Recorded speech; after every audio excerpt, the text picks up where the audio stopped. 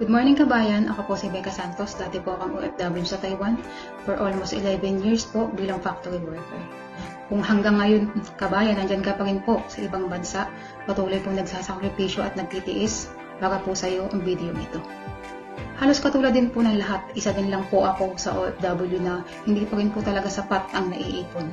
Kaya po isang araw, habang nag-i-scroll po ako sa FB, may nakita po akong isang negosyo na pwede pong gawin at isingit habang nagtatrabaho.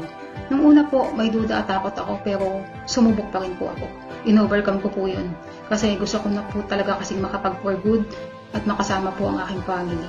Kaya laking pasasalamat ko po talaga nang nakita ko po at sinubukan ang negosyong ito. Kasi hindi na po ako bumalik sa ibang bansa para po maging OFW ulit.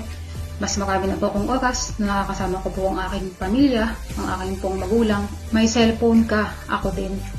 Kung nagtitiktok ka lang, nagla-live po sa FB, nanonood po ng mga teleserye para po malibang pero hindi kumikita.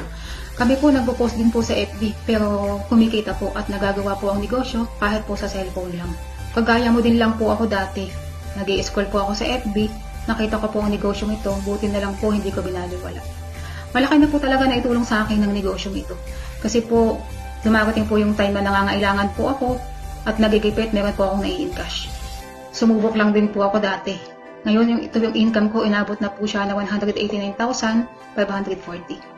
Isa lang po ako sa napakarami na pong natulungan ng negosyong ito.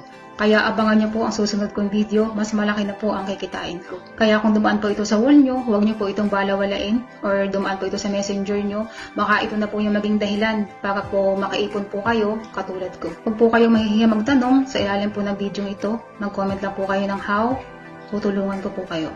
Hanggang sa muli po, maraming salamat. Ako po si Becca Santos. God bless po sa ating lahat.